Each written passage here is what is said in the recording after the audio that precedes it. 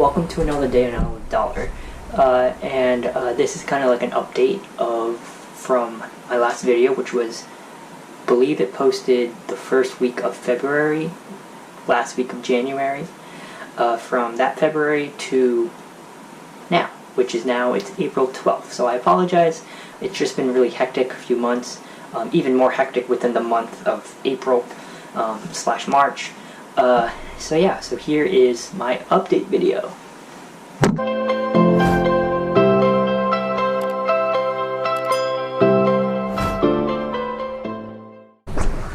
Hey, so this is a new perspective that I really wanted to try out. That is just a new place in my room. Not like the last 3 videos that I posted up in January, where it was my desk and upstairs. This is still in my room, but on my bed, kind of picking out new areas to film. So that being said, the last videos that I posted were in January, and they were me improving my life, where it was the 3 things I wanted to improve on, which I've definitely improved on now, which is being more adventurous, more practical, and more faithful. So actually using those 3 things can kind of explain the past 3 months. It is currently April 12th. With that being said, here we go. February was great. It was, February, so it's kind of shorter than usual. But it wasn't, because it was, 31 days, which is kind of cool. And it was a leap year. And it was my birthday in February, so that was cool. Turned 23, so blessed with another year. And February and January, February kind of just worked. Mid-March kind of just worked, and then with that being said, I also had interviews. So I worked, plus I had interviews for graduate school and internships. So I want to be more adventurous and kind of get out of my comfort zone in terms of going into a field that I necessarily didn't study but have experience in. So I decided to go into the higher education field, where I still want to do victim services. It's just in a Title IX aspect, in a college setting, rather than direct services, which I decided that was the best course of action as of this moment in the course of my life, to continue my education and go into higher education. So I had interviews for Central Connecticut State University. It was a unique interview. It was a group interview, which I only experienced in higher education, in the higher education realm. For my RA role, I had to do a group interview, so I was kind of comfortable in that setting. So that was a cool experience. And then within that week, it was an interview with Central, and then I had Wednesday was my birthday, and then Friday I had another interview with Southern, another interview with Central for an internship. So the way that it works for my internship is that they do tuition reimbursement for graduate school for higher education. So with that being said, if I would get an internship, they would pay for my schooling and also give me a stipend, but kind of get the experience. And the way I explain it to people is that I work for a particular university, they pay me, and they pay for my schooling. So that's my understanding of it, and that's kind of just how it's going to go throughout my graduate career. So fortunately, I was blessed with the opportunity of getting a conditional admission into graduate school for Central.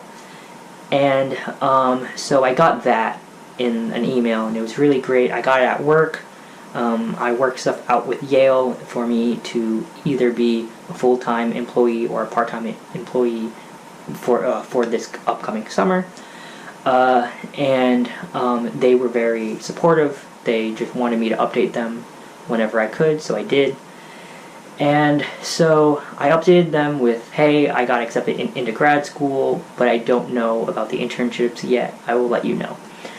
So fast forward to like mid-March, around the time where I think COVID-19 was kind of, in motion.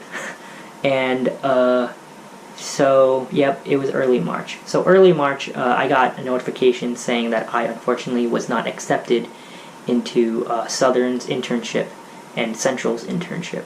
And that was really, like, devastating to me, and kind of like, because I really wanted those positions. They were very victim services oriented, very educational based, which I really wanted. But unfortunately, I was not one of the candidates that they accepted, which, no hard feelings. I understand why. It was kind of just, everything happens for a reason. And with that being said, I went straight from that to applying to Eastern Connecticut State University. And they were very nice, and I had the interview with them during Zoom, because during this whole interview process thing, like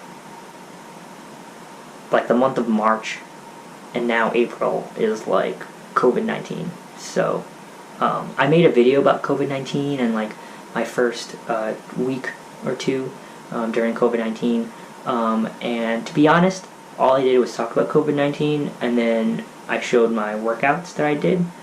And to be honest, I feel like everyone has seen workout videos recently on social media. It's great that people are working out.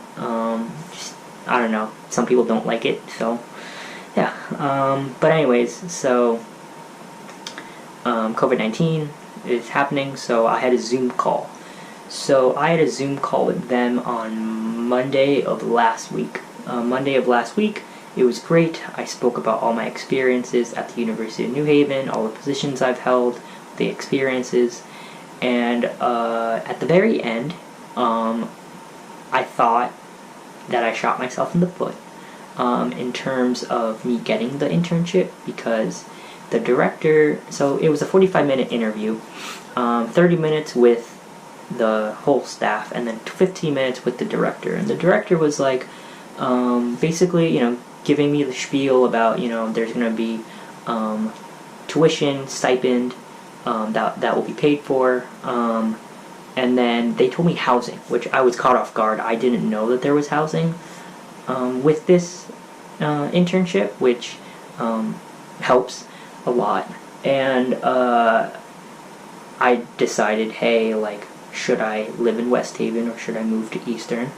And I explained to her my situation, that I was planning on living with friends in West Haven, and she said that if I decline the housing, then I won't get anything in return. Like, I won't get like a pay raise, in terms of like, if let's say housing is $15,000, I won't get $15,000 pay raise, which I was kind of expecting, but you never know.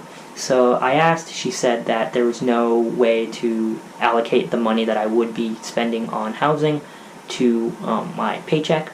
So, long story short, people usually take the housing, which the reason why they do that is because the internship that I applied for is a student activities intern, which sometimes they have evening programs that, it's easy for the graduate interns to live on campus, the commute would be easier.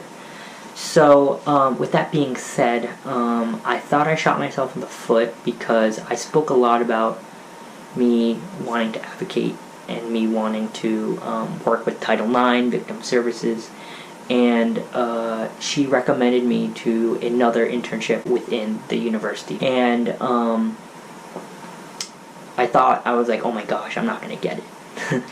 And then, so Wednesday, I had a day off from work, and I'm just hanging out, day off from work, and then I get a call from her, and for those of you who applied to positions and they send out rejection emails, And rejection and acceptance emails, in the beginning of the email, it sounds similar. It's like, thank you for applying, like, blah, blah, blah.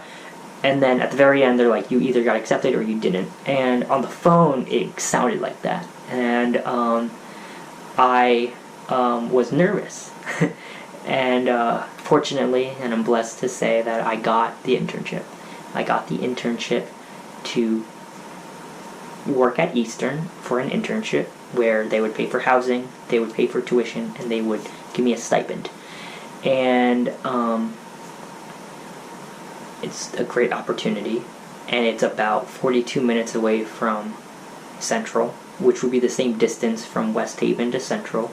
So it kind of worked out really well, and it's going to be, if I decide to live in West Haven and didn't take the housing, it would have been a hike to go from every day from West Haven to Eastern, and then depending on if I had class or not, Central, depending on the day. This whole 4 months of, internships, graduate school interviews for jobs. I had interviews for jobs over, like, this past 3 weeks, interviews for jobs. One of those things where I was adventurous in terms of going out and doing things that I'm not qualified for in terms of on paper.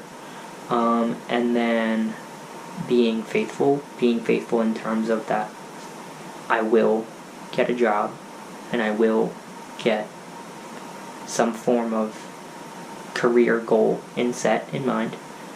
That's complete as of right now. And being practical. I was very practical in what I was trying to do. In terms of the interviews, the internship opportunities, which ones I chose. The reason why I decided to go into higher education was because in the victim services field there is a higher rate of burnout, and I wanted to be sure that I was doing what I wanted, which was advocating, empowering others, but in a way where I will not be burned out as easy, because in the victim services field what I noticed and was that personally for me I would be very invested, and I needed to know that about myself, that I'm very invested in people and I want the best for others. So with that being said, in this whole COVID-19 time frame, is that please be positive, please be alert but not anxious. That's kind of what I spoke about in my other video that, to be honest, I didn't really post, but that's kind of what I want others to feel.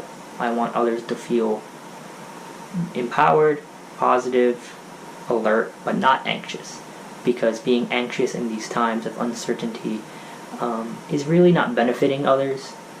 Being alert benefits others. Wearing gloves, wearing masks, like washing your hands, stuff like that. Staying at home if you necessarily, like, if you have to leave, go for the essentials. Like, things like that, like being alert, not anxious, is important. So, I hope you enjoyed this video. It's kind of long. And yeah, so enjoy the rest of your day. And I hope to see you soon. So, catch you in the next video.